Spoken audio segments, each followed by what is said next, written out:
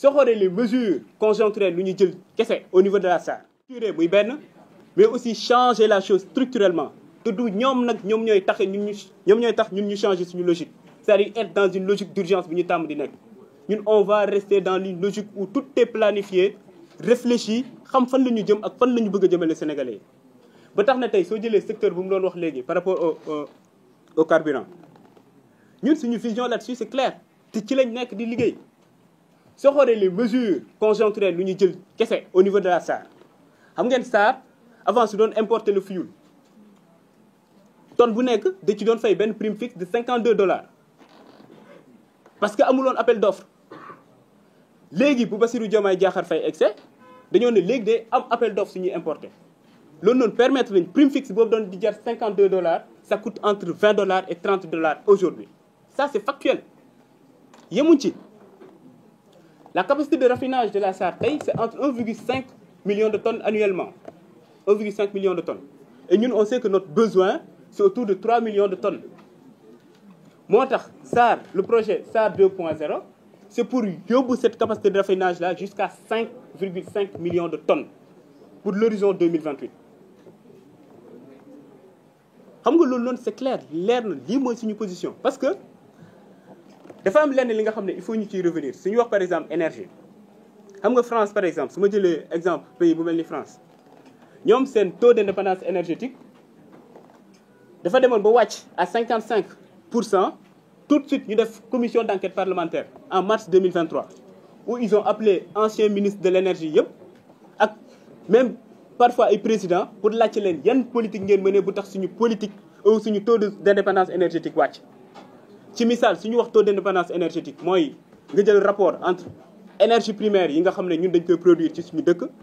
par rapport aux énergies primaires yi nga xam ne dañ koy consommer suñu waxee énergie primaire nag ñaari type d'énergie primaire moo am. Les énergies de stock mooy charbon par exemple le gaz le pétrole l'uranium etc. Les énergies qui ne sont pas renouvelables à l'échelle humaine su ñu waxee énergie de flux nag moom moo nekk par exemple énergie solaire muy énergie hydraulique wala énergie éolienne par exemple ce sont les énergies renouvelables donc yow à chaque fois soo bëggee xam yow sa taux d'indépendance énergétique da ngay def le rapport entre yow énergie primaire yi nga xam yaa ngi koy produire chez sa dëkk par rapport à l'énergie ou aux énergies primaires yi nga xam moom la ñu consommer te lu tax loolu am solo mooy tey suñu la ne am nga souveraineté côté énergétique ça veut dire que yow sa économie am na benn résilience de sorte que ay choc exogène su amee muy ci baril bi wala leneen ak leneen yow sa économie mën na koo attan c'est-à-dire du am répercussion bu bëri yow ci sa économie wala sa structure économique ñun foofu la ñu jëm ak yéen. loolu noonu c'était juste un point par rapport à moom lu mu wax dëmb ci carburant bi ak leneen par rapport au bilan mais nag xam naa ne lu ëppal nit ñi solo tey mooy suñu débat man ak moom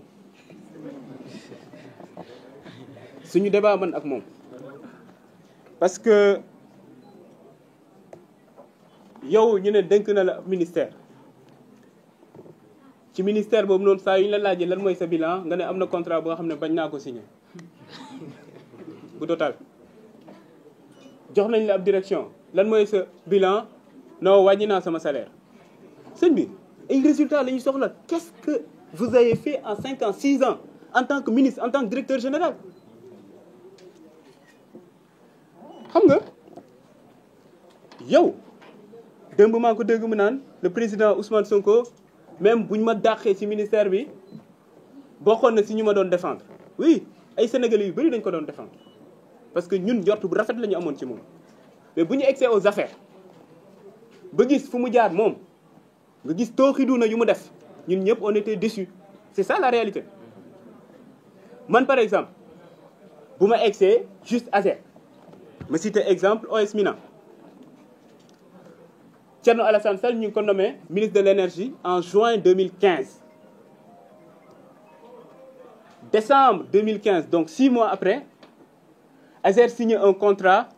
avec benn société bu ñuy woowee Mina Distribution contrat wu 60 milliards pour électrifier 1144 villages le 30 décembre 2015 xam nga soo signé contrat ba pare dès l'instant ñu approuvé ko mën nga demander avance de démarrage mën nga demander aussi les avances au titre des dépenses engagées ñoom nag dañoo andi le 30 décembre vers midi ASER 2015 ñëw déposer la facture pour ne nañ fay la caution d'avance de démarrage ñu ne dañoo bëgg le 30 même ñu def ordonnancement bi def paiement bi ñoom ñu mën a dem encaisser le chèque le même jour instant boobu noonu au niveau de l'ASER il y a pas de couverture budgétaire suñu waxee couverture budgétaire c'est-à-dire ñu budgétiser projet bi naan telle année ou 2016 parce que 2016 lañ ko budgétiser woon mën nañu décaisser tant avance de démarrage yi par exemple ak les avances au titre de dépenses engagées ñoom bu ñu egsee ñu leen mënuñu décaisser waa ASER wax leen ko mënuñu décaisser actuellement parce que y a pas de couverture budgétaire te xam nga suñu ne budget xam nañ ne ministère de tutelle bi muy donc instant boobu noonu le délégant parce que il faut rappeler que ASER le maître d'ouvrage délégué du ministère de l'énergie donc le délégant j'ai pas dit délinquant j'ai dit le délégant c'était Thierno Alassane Sall en tant que ministre de l'énergie donc moom moo war a approuver budget bi yóbbu ko ministère des finances pour ñoom aussi ñu approuver il y a pas de couverture budgétaire waa ASER nee nañ duñu décaisser vers 17h 18h ku ñu naan Farba Ngom xaabari ñëw ASER naan mun nañ def décaissement bi le même jour ba finalement ñu def ordonnancement bi def paiement bi le 30 décembre bloqué compense yi au niveau de la banque dem au niveau de la banque pour encaisser le chèque de 12 milliards de francs CFA sans couverture budgétaire Farba Ngom lu ci yoonam nekkul ministre de l'énergie bokkul sa ci ministère bi lan moo war a tax moom Farba Ngom moom moo war a ñëw ASER ba li nga xam ne nee nañ duñ ko décaisser parce que y a pas de couverture budgétaire moom mu tax ñu décaisser ko moo tax souvent suy wax ne laal nga ma laal suñu xel mën na ci ñaaw tuuti mën nañ ñaaw njort parce que effectivement il était acteur en tant que ministre de l'énergie ñu jógee foofu noonu ñu defaat beneen décaissement 12 milliards encore pour naan avance de démarrage defaat beneen décaissement 3 milliards donc 27 milliards sur les 60 milliards alors que code des marchés publics ci avance de démarrage ak avance au titre des dépenses engagées 40% moo nekk le montant maximum bu ñu war a décaisser ci lañ nekk ci projet bu mel noonu bi nga xam ne pour 12 mois lañ ko war a exécuter ñu décaisser plus de 45 milliards aujourd'hui nous sommes en avril 2025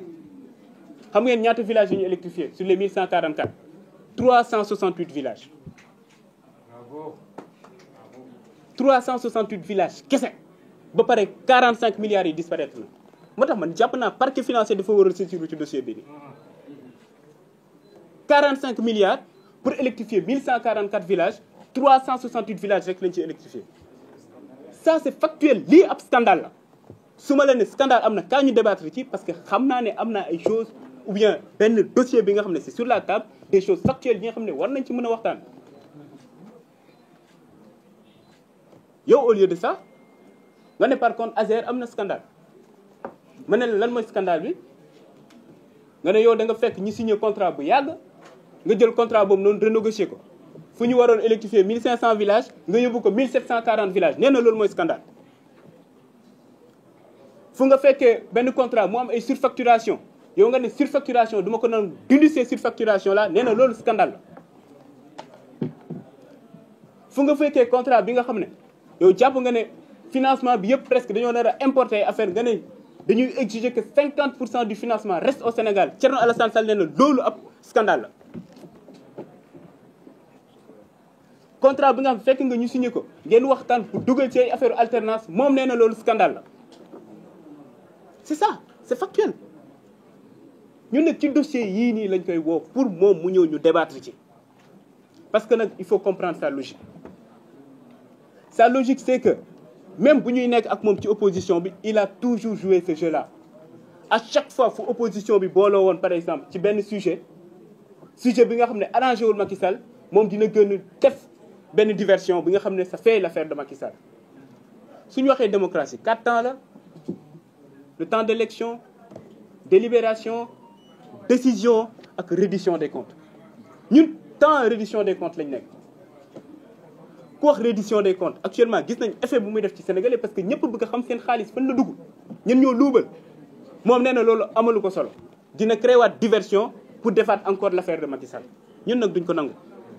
Sénégalais yi duñ ko nangu moo taxoon ñun tey ñu gën pour andi quelques leeral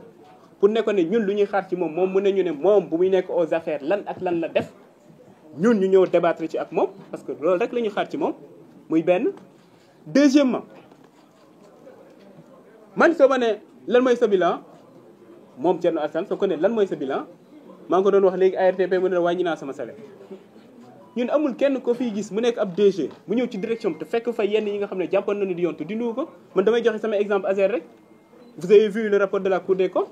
gis ngeen DG bi lu mu doon am man bu ma egsee yenn unité de gestion de projet yenn yi dañ leen naan 3 millions yenn yi lépp la ñu dindi ci suñu salaire est-ce que gis ngeen ñu communiqué ci parce que jàpp nañ loolu noonu du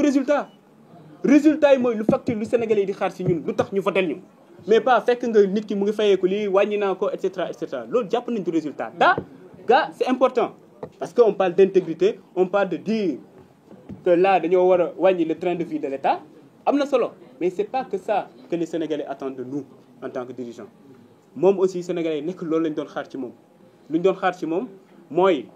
poste yu ñu ko dënkoon yan jéego la fa def mais pas que bëgg a gën a naan sama bilan mooy signé wu ma tel contrat sama bilan mooy wàññi naa sama salaire ñu ngi koy xaar ci yeneen point nag parce que le frère Ngagne Demba Touré dina ci dellu si ci yenn contrat yi nga xam ne signé nag jàpp nañ sa moo gën a grave yenn yi nga xam ne bañoon na ko signé maa ngi leen di sant di leen gërëm